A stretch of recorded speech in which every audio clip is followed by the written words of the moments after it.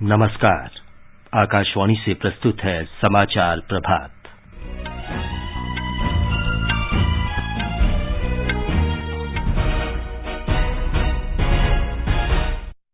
संसद का शीतकालीन सत्र आज से।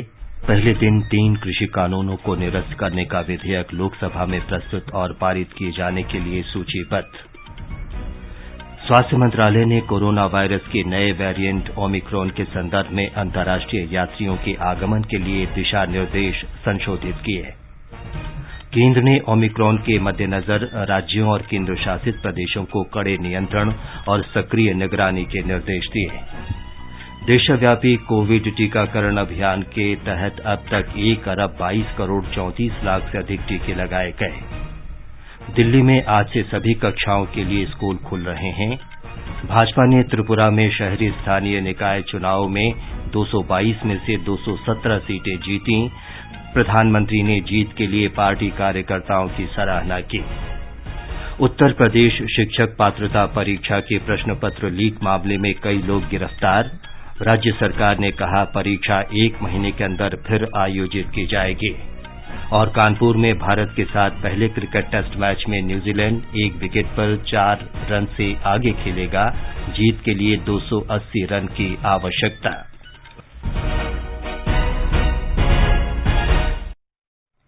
समाचार प्रभात में देवेंद्र त्रिपाठी के साथ मैं विमलेंदु पांडे। देश ने कोविड टीकाकरण अभियान के अंतर्गत 100 करोड़ से अधिक टीके लगाने का लक्ष्य हासिल कर इतिहास रच दिया है। इस महत्वपूर्ण कार्य में योगदान करने वाले चिकित्सकों, नर्सों, अन्य स्वास्थ्य कर्मियों, अग्रिम पंक्ति के कार्यकर्ताओं और टीका लगवा चुके सभी लोगों का आकाशवाणी अभिनंदन करता है। हम आपको सतर्क भी करना चाहते हैं कि कोविड अभी समाप्त नहीं हुआ है। आप सभी से हमारी अपील है कि यथाशीघ्र दोनों टीके लगवाएं और अन्य लोगों को भी टीके लगवाने के लिए प्रेरित करें। कृपया 3 आसान उपायों का पालन अवश्य करें। मास्क लगाएं, 2 गज की सुरक्षित दूरी बनाए रखें और हाथ और चेहरा साफ रखें। कोविड से संबंधित किसी भी जानकारी और मार्गदर्शन के लिए राष्ट्रीय हेल्पलाइन नंबर 011-2397-8046 और 1075 पर संपर्क करें। देश के 75वें स्वाधीनता दिवस समारोहों के उपलक्ष्य में आजादी का अमृत महोत्सव के अंतर्गत सरकार अनेक गतिविधियों का आयोजन कर रही है। इस अवसर को जन उत्सव के रूप में मनाते हुए आकाशवाणी समाचार स्वाधीनता संग्राम और उसके गौरवशाली इतिहास पर विशेष प्रश्नोत्तरी कार्यक्रम प्रसारित कर रहा है। ये क्विज 15 अगस्त 2022 तक प्रत्येक सोमवार और मंगलवार को समाचार प्रभात में शामिल होगा। भारतीय डाक विभाग अमृत महोत्सव क्विज में आकाशवाणी के साथ सहयोगी के रूप में शामिल है। आज अमृत महोत्सव क्विज का 31वां प्रश्न है।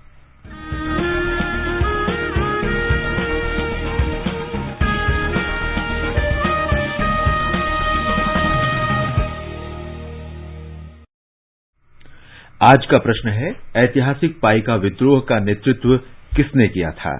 प्रश्न एक बार फिर सुन लें। ऐतिहासिक पाइका विद्रोह का नेतृत्व किसने किया था? श्रोता अपने उत्तर व्हाट्सएप नंबर 8826546262 पर भेज सकते हैं या हमें इस पते पर ईमेल कर सकते हैं amritmahotsav@prasarbharati.gov.in। ईमेल एक बार फिर सुन लें, amritmahotsav@prasarbharati.gov.in। एक भाग्यशाली प्रतिभागी को विजेता चुना जाएगा और कल के समाचार प्रभात में उनके नाम की घोषणा की जाएगी। विजेता को ई प्रमाण पत्र और पुरस्कार प्रदान किया जाएगा। अब समाचार विस्तार से। संसद का शीतकालीन सत्र आज से शुरू हो रहा है। ये 23 दिसंबर तक चलेगा। लोकसभा में आज तीनों कृषि कानूनों को निरस्त करने संबंधी विधेयक पेश किया जाएगा और इसे पारित किया जाएगा।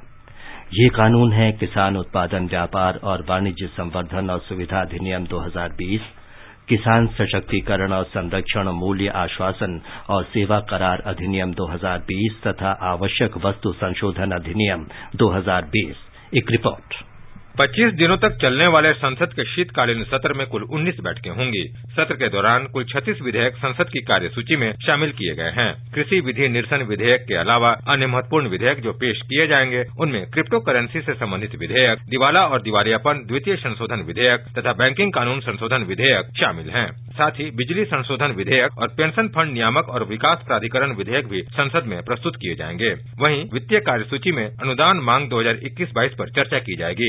इसके अलावा अंतर सत्र के दौरान लाए गए 3 अध्यादेशों के स्थान पर 3 विधेयक भी संसद में लाए जाएंगे। अनुपम मिश्र के साथ आनंद कुमार, आकाशवाणी समाचार, दिल्ली। दोनों सदनों की कार्यवाही का सुचारू संचालन सुनिश्चित करने के लिए सरकार ने कल नई दिल्ली में सभी राजनीतिक दलों के नेताओं की बैठक आयोजित की। संसदीय कार्य मंत्री प्रहलाद जोशी ने बताया कि सरकार नियमों के अंतर्गत स्वीकार्य किसी भी मुद्दे पर सदन में बहस के लिए तैयार है। श्री जोशी ने सभी पार्टियों से सदन की कार्यवाही के सुचारू संचालन में सहयोग करने की अपील की। राजनाथ सिंह जी के नेतृत्व में और माननीय पीयूष गोयल जी के नेतृत्व में हमने ऑल पार्टी मीटिंग की है। ऑल पार्टी मीटिंग में 31 पार्टी पार्टिसिपेट किया, 42 leaders from various parties participate किया है। बहुत कंस्ट्रक्टिव डिस्कशन हुआ है, कंस्ट्रक्टिव सजेशन आया है। सरकार वो सजेशन सब नजर में रखते हुए सरकार के तरफ से माननीय राजनाथ सिंह जी ने कहा कि जो कुछ भी सजेशन आया है पूरा हम ध्यान में रखेंगे और सरकार नियम के अधीन जो कुछ भी चर्चा माननीय स्पीकर और माननीय चेयरमैन परमिट करते है वो सब चर्चा के लिए सरकार तैयार है। संसद के शीतकालीन सत्र से पहले कल भारतीय जनता पार्टी के अध्यक्ष जगत प्रकाश नड्डा की अध्यक्षता में पार्टी संसदीय कार्यकारिणी की बैठक हुई। बैठक के दौरान दोनों सदनों के सुचारू संचालन के लिए पार्टी की रणनीति पर चर्चा की गई। इसके अलावा राष्ट्रीय जनतांत्रिक गठबंधन एनडीए के संसदीय दलों के नेताओं की भी बैठक हुई। ये समाचार आकाशवाणी से प्रसारित किए जा रहे हैं। समाचार प्रभात में आपका फिर स्वागत है। प्रधानमंत्री नरेंद्र मोदी ने स्टार्टअप की सराहना करते हुए कहा है कि भारत इस दिशा में तेजी से आगे बढ़ रहा है। आकाशवाणी से मन की बात कार्यक्रम में प्रधानमंत्री ने कहा कि भारत स्टार्टअप के मामले में विश्व में अग्रणी देश हो गया है। आजकल हम चारों तरफ सुनते हैं स्टार्टअप स्टार्टअप स्टार्टअप। सही बात है, ये स्टार्टअप का युग है और ये भी सही है कि स्टार्टअप की दुनिया में आज भारत विश्व में एक प्रकार से नेतृत्व कर रहा है। साल दर साल स्टार्टअप को रिकॉर्ड निवेश मिल रहा है। ये क्षेत्र बहुत तेज रफ्तार से आगे बढ़ रहा है। यहाँ तक कि देश के छोटे छोटे शहरों में भी स्टार्टअप की पहुंच बढ़ी है। आजकल यूनिकॉर्न शब्द खूब चर्चा में है। आप सबने इसके बारे में सुना होगा। यूनिकॉर्न एक ऐसा स्टार्टअप होता है जिसका वैल्यूएशन कम से कम $1 बिलियन होता है, यानी करीब करीब 7,000 करोड़ रुपए से ज्यादा। प्रधानमंत्री ने कहा कि भारतीय युवा स्टार्टअप के जरिए विश्व में नवीनतम तकनीकी पेश कर रहे हैं। प्रधानमंत्री ने कहा कि ये भारत के विकास की दिशा में ऐतिहासिक बदलाव है, जहां लोग रोजगार मांगना नहीं बल्कि रोजगार देने वाला बनना चाहते हैं। प्रधानमंत्री ने कहा कि देश भर में पंचायत से संसद तक अमृत महोत्सव की गूंज है। देश भर में आम लोग हों या सरकारें, पंचायत से लेकर के पार्लियामेंट तक अमृत महोत्सव की गूंज है और लगातार इस महोत्सव से जुड़े कार्यक्रमों का सिलसिला चल रहा है। ऐसा ही एक रोचक प्रोग्राम पिछले दिनों दिल्ली में हुआ। आजादी की कहानी बच्चों की जुबानी। कार्यक्रम में बच्चों ने स्वाधीनता संग्राम से जुड़ी गाथाओं को पूरे मनोभाव से प्रस्तुत किया। खास बात ये भी रही कि इसमें भारत के साथ ही नेपाल, मॉरिशस, तंजानिया, न्यूजीलैंड और फिजी के स्टूडेंट्स भी शामिल हुए।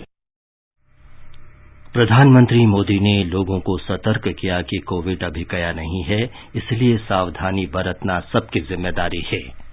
आइए हम भी संकल्प लें कि अमृत महोत्सव में हम कर्तव्यों को पूरी निष्ठा से निभाने का प्रयास करेंगे। यही बाबा साहेब के लिए हमारी सच्ची श्रद्धांजलि होगी। साथियों, अब हम दिसंबर महीने में प्रवेश कर रहे हैं। स्वाभाविक है अगली मन की बात 2021 की, इस वर्ष की आखिरी मन की बात होगी। 2022 में फिर से यात्रा शुरू करेंगे और मैं आपसे ढेर सारे सुझावों की अपेक्षा करता ही रहता हूँ, करता रहूंगा। आप इस साल को कैसे विदा कर रहे हैं, नए साल में क्या कुछ करने वाले हैं, ये भी जरूर बताइए। और हाँ, ये कभी मत भूलना, कोरोना अभी गया नहीं है।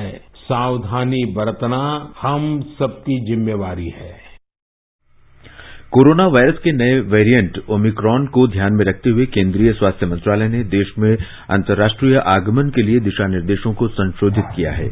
ये दिशा निर्देश 1 दिसंबर से प्रभावी होंगे। मंत्रालय ने यात्रा से पहले एयर सुविधा पोर्टल पर नेगेटिव आरटीपीसीआर परीक्षण रिपोर्ट अपलोड करना और 14 दिन का यात्रा विवरण जमा करना अनिवार्य कर दिया है। यात्रा से 72 घंटे पहले आरटीपीसीआर जांच करानी होगी। एक रिपोर्ट।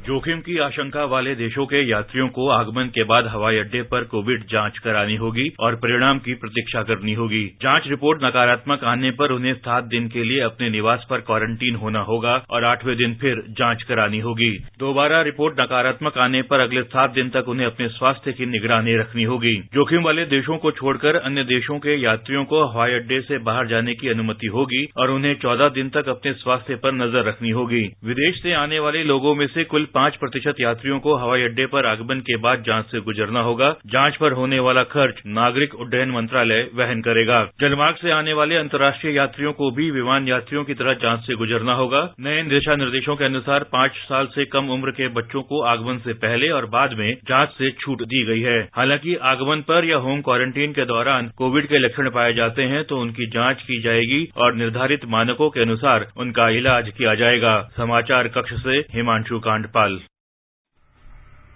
केंद्रीय स्वास्थ्य सचिव राजेश भूषण ने सभी राज्यों और केंद्र शासित प्रदेशों को पत्र लिखकर कहा है कि वे कोविड के नए वेरिएंट ओमिक्रॉन से बचाव के लिए व्यापक नियंत्रण और सक्रिय निगरानी के उपाय करें। राज्यों से टीकाकरण अभियान में तेजी लाने को भी कहा गया है।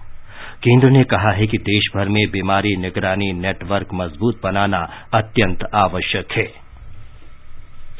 वायरस के नए वेरिएंट को देखते हुए भारतीय आयुर्विज्ञान अनुसंधान परिषद के पूर्व वैज्ञानिक रमन गंगाखेड़कर ने आकाशवाणी से बातचीत में लोगों से सतर्क रहने की अपील की है। इस स्ट्रेन को लेके हमको सबसे पहली चीज ये समझना पड़ेगा कि अभी भी कोरोना दुनिया में से गया नहीं है। कई हिस्सों में कोरोना अभी भी तेजी से सब तरफ फैल रहा है। वो जितने ज्यादा लोगों के शरीर में जाएगा उतना ये वेरिएंट्स बनने का चांस बढ़ते जाने वाला है। हमने एक ही चीज समझना है कि हम अगर वैक्सीन के 2 डोज लगाए तो हमारी जान बचती है और वैक्सीन से अगर मेरी जान बचती है, हॉस्पिटल में जाने की आशंका कम हो जाती है, तो सबसे दूसरी बात हमको याद ये रखना है कि वैक्सीन से इन्फेक्शन होने का चांस जो होता है वो पूरा कम नहीं होता। अब अगर मुझे इन्फेक्शन कम करना है वैक्सीन लेने के बावजूद भी, तो मैंने एक ही काम करना है। मैंने कोविड एप्रोप्रिएट बिहेवियर, मास्क लगाना, अच्छे वेंटिलेटेड जगह पे रहना और जहां तक हो सके वो सेफ डिस्टेंस मेंटेन करने की कोशिश करना, ये पाल के ही जाना है। आपकी सेहत आपके हाथ में है। देशव्यापी टीकाकरण अभियान के तहत अब तक 1,22,34,00,000 से अधिक टीके लगाए जा चुके हैं। स्वस्थ होने की दर 98.34% हो गई है। राष्ट्रीय राजधानी दिल्ली में कोरोना वायरस महामारी के चलते लंबे समय से बंद स्कूल आज से खुल रहे हैं। इसके लिए स्कूलों में सैनिटाइजेशन समेत अन्य तैयारियां की गई हैं। स्कूल दोबारा खुलने पर दिल्ली के उप मुख्यमंत्री मनीष सिसोदिया ने कहा कि स्कूल खोलना जरूरी हो गया है। दिल्ली में 9वीं से 12वीं तक की पढ़ाई सितंबर महीने से शुरू की गई थी, जबकि आज से 8वीं कक्षा तक के छात्रों के लिए स्कूल फिर से खोले जा रहे हैं। आकाशवाणी का समाचार सेवा प्रभाग आज रात 9:30 बजे कोरोना जागरूकता श्रृंखला के तहत हिंदी और अंग्रेजी में फोन इन कार्यक्रम प्रसारित करेगा। इस कार्यक्रम में public health foundation of India के प्रोफेसर के श्रीनाथ रेड्डी श्रोताओं के प्रश्नों का उत्तर देंगे। ये कार्यक्रम एफएम गोल्ड चैनल और अतिरिक्त मीटरों पर सुना जा सकेगा। आगे बढ़ने से पहले एक नजर मुख्य समाचारों पर। संसद का शीतकालीन सत्र आज से पहले दिन 3 कृषि कानूनों को निरस्त करने का विधेयक लोकसभा में प्रस्तुत और पारित कराए जाने के लिए सूचीबद्ध। केंद्रीय स्वास्थ्य मंत्रालय ने कोरोना वायरस के नए वेरिएंट ओमिक्रॉन के संदर्भ में अंतर्राष्ट्रीय यात्रियों के आगमन के लिए दिशा निर्देश संशोधित किए। केंद्र ने ओमिक्रॉन के मद्देनजर राज्यों और केंद्र शासित प्रदेशों को सख्त नियंत्रण और सक्रिय निगरानी के निर्देश जारी किए। देशव्यापी कोविड टीकाकरण अभियान के तहत अब तक 1,22,34,00,000 से अधिक टीके लगाए गए। दिल्ली में आज से सभी कक्षाओं के लिए स्कूल खुल रहे हैं। भाजपा ने त्रिपुरा में शहरी स्थानीय निकाय चुनावों में 222 में से 217 सीटें जीत ली हैं। प्रधानमंत्री ने जीत के लिए पार्टी कार्यकर्ताओं को बधाई दी है। उत्तर प्रदेश शिक्षक पात्रता परीक्षा के प्रश्न पत्र लीक मामले में कई लोग गिरफ्तार। राज्य सरकार ने कहा परीक्षा 1 महीने के अंदर फिर आयोजित की जाएगी। और कानपुर में भारत के साथ पहले क्रिकेट टेस्ट मैच में न्यूजीलैंड 1 विकेट पर 4 रन से आगे खेलेगा। जीत के लिए 280 रन की जरूरत। त्रिपुरा में भारतीय जनता पार्टी ने अगरतला नगर निगम समेत 13 शहरी स्थानीय निकायों की 222 सीटों में से 217 सीटें जीत ली हैं। राज्य भर में कल 13 मतगणना केंद्रों में वोटों की गिनती की गई। प्रधानमंत्री ने जीत के लिए पार्टी कार्यकर्ताओं की सराहना की है। उत्तर प्रदेश के मुख्यमंत्री योगी आदित्यनाथ ने कहा है कि शिक्षक पात्रता परीक्षा टेट का प्रश्न पत्र लीक करने वाले लोगों को बख्शा नहीं जाएगा। मुख्यमंत्री ने मामले में शामिल लोगों पर गैंगस्टर कानून के अंतर्गत कार्रवाई करने और उनकी संपत्ति जब्त करने के आदेश दिए हैं। उन्होंने कहा कि राज्य सरकार यूपी टेट उम्मीदवारों के साथ है। उत्तर प्रदेश पुलिस का विशेष कार्यबल प्रश्न पत्र लीक मामले की जांच कर रहा है। इस संबंध में कई जिलों में छापेमारी की गई है और अब तक 29 लोगों को गिरफ्तार किया जा चुका है। इसके सरगना को प्रतापगढ़ जिले से गिरफ्तार किया जा चुका है। कुछ लोगों को बिहार से भी गिरफ्तार किया गया है। इस बीच राज्य सरकार ने कहा है कि टेट पुनः परीक्षा पारदर्शी तरीके से 1 महीने के अंदर आयोजित की जाएगी। कानपुर में भारत के साथ पहले क्रिकेट टेस्ट मैच के 5वें दिन आज न्यूजीलैंड दूसरी पारी में 1 विकेट पर 4 रन से आगे खेलेगा। कल भारत ने दूसरी पारी 234 रन बनाकर घोषित की। भारत ने न्यूजीलैंड को जीत के लिए 284 रन का लक्ष्य दिया है। पहली पारी में भारत ने 345 रन बनाए। न्यूजीलैंड ने पहली पारी में 296 रन बनाए। आकाशवाणी समाचार की विशेष प्रस्तुति धरोहर में स्वतंत्रता आंदोलन के उन भाषणों, नारों और कविताओं से नई पीढ़ी को परिचित कराया जाता है जिन्होंने आजादी के दीवानों में उत्साह का संचार किया था। धरोहर में आज शाम परिक्रमा कार्यक्रम में स्वतंत्रता सेनानी, समाज सुधारक और प्रसिद्ध लेखक हंसा मेहता की कथा प्रसारित की जाएगी।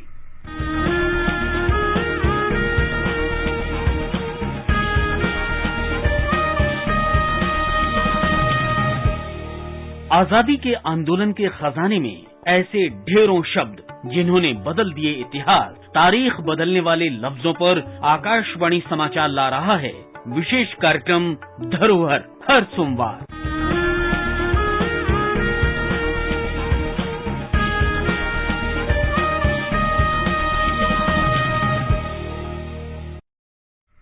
आजादी के अमृत महोत्सव के अंतर्गत आइए अब सुनते हैं आकाशवाणी की विशेष प्रस्तुति आजादी का सफर।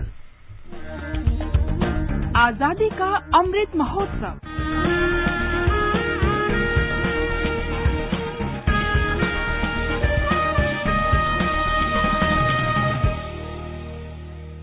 आजादी का सफर आकाशवाणी के साथ। एक राष्ट्र का जन्म, भारत का गौरवशाली स्वतंत्रता संग्राम आधुनिक विश्व के अब तक के सबसे बड़े संघर्षों में से एक है।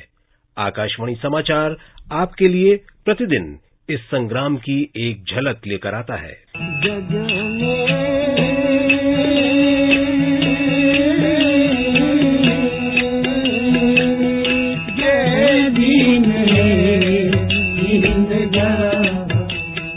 आज की इस कड़ी में हम स्वतंत्रता सेनानी और प्रख्यात सामाजिक कार्यकर्ता अमृतलाल विट्ठलदास ठक्कर को याद करते हैं, जिनका जन्म 29 नवंबर 1869 को हुआ था।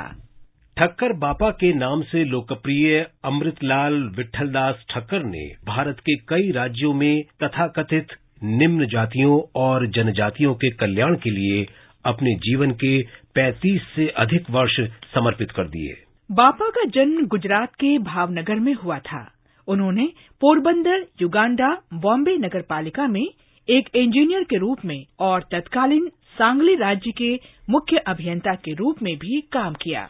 कुर्ला के बॉम्बे उपनगर में काम करते हुए बापा तथाकथित निम्न जातियों की दयनीय स्थिति से विचलित हुए।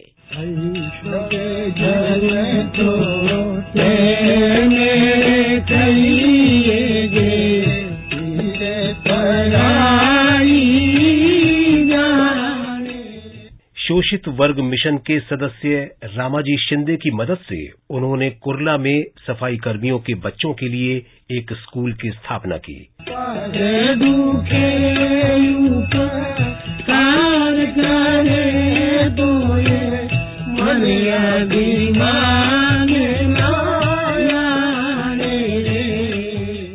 1914 में वे सर्वेंट्स ऑफ इंडिया सोसाइटी में शामिल हो गए। गोपाल कृष्ण गोखले ने उनका परिचय महात्मा गांधी से कराया और उन दोनों के बीच गहरा रिश्ता बन गया। 1920 में बापा ने ओडिशा का दौरा किया और अकाल के दौरान राहत कार्य भी किया। 1923 में उन्होंने आदिवासी उत्थान के लिए प्रयासों के तहत भील सेवा मंडल की स्थापना की। वे 1926 में भावनगर राज्य विषय सम्मेलन के अध्यक्ष बने और 1928 में उन्होंने काठियावाड़ स्टेट्स पीपल्स कॉन्फ्रेंस की अध्यक्षता की। 1930 के सविनय अवज्ञा आंदोलन के दौरान ठक्कर बापा को गिरफ्तार कर लिया गया और 6 महीने सश्रम कारावास की सजा सुनाई गई, लेकिन उन्हें 40 दिनों के बाद ही रिहा कर दिया गया। वे हरिजन सेवक संघ के सचिव थे और उन्होंने 1944 में गोंड सेवक संघ की स्थापना की। बाद में इस संगठन का नाम बदलकर वनवासी सेवा मंडल कर दिया गया। ठक्कर बापा को संविधान सभा की एक उप समिति का अध्यक्ष चुना गया था। उन्होंने 1950 में ट्राइब्स ऑफ इंडिया पुस्तक लिखी थी। ठक्कर बापा सार्वभौमिक अनिवार्य शिक्षा की शक्ति में दृढ़ विश्वास रखते थे और अस्पृश्यता के उन्मूलन की भी हिमायत करते थे। उन्होंने हर जगह इन मिशनों को लेकर भारत के कई हिस्सों की यात्रा की। महात्मा गांधी ने एक बार कहा था कि उनकी महत्वाकांक्षा ठक्कर बापा के निस्वार्थ सेवा के रिकॉर्ड की बराबरी करने की थी। 20 जनवरी 1951 को 81 वर्ष की आयु में ठक्कर बापा का निधन हो गया। इंडिया पोस्ट ने 1969 में उनके सम्मान में एक डाक टिकट जारी किया। हम इस महान भारतीय देशभक्त को सलाम करते हैं जिन्होंने अपना जीवन शोषित वर्ग की सेवा में समर्पित कर दिया।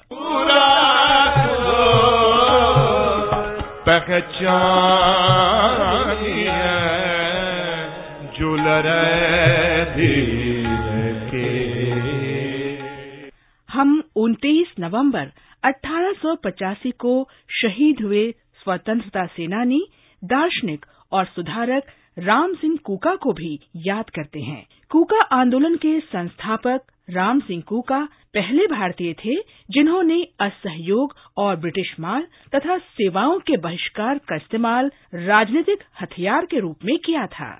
राम सिंह का जन्म पंजाब के भैणी में हुआ था। एक नवयुवक के रूप में वे नामधारी आंदोलन के संस्थापक बालक सिंह के शिष्य बन गए। बालक सिंह ने अपनी मृत्यु से पहले राम सिंह को नामधारी आंदोलन का नेता नियुक्त किया। वो महान महाराजा रणजीत सिंह की सेना का हिस्सा थे। रणजीत सिंह की मृत्यु के बाद राम सिंह ने सिखों को अपना आत्म सम्मान हासिल करने में मदद करने का दृढ़ संकल्प लिया। उन्होंने नामधारियों के बीच नई प्रथाओं की शुरुआत की जिन्हें कूका कहा जाने लगा, क्योंकि वे ऊंचे स्वर में भजन गाते थे।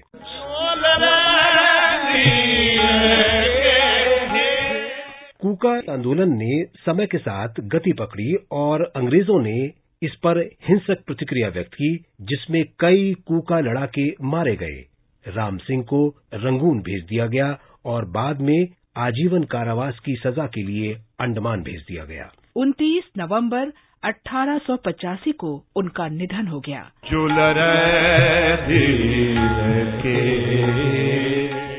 इसके साथ ही आजादी का सफर आकाशवाणी समाचार के संग श्रृंखला की ये कड़ी समाप्त हुई। मिलते हैं कल अगली कड़ी में।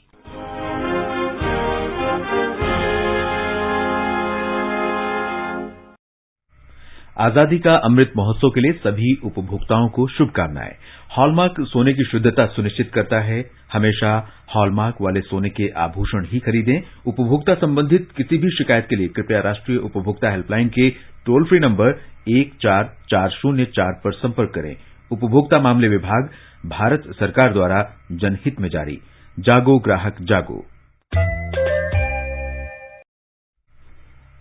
ये समाचार हमारी वेबसाइट newsonair.gov.in/hindi पर भी उपलब्ध हैं। देवेंद्र, बताएं कि आज के समाचार पत्रों में क्या विशेष है।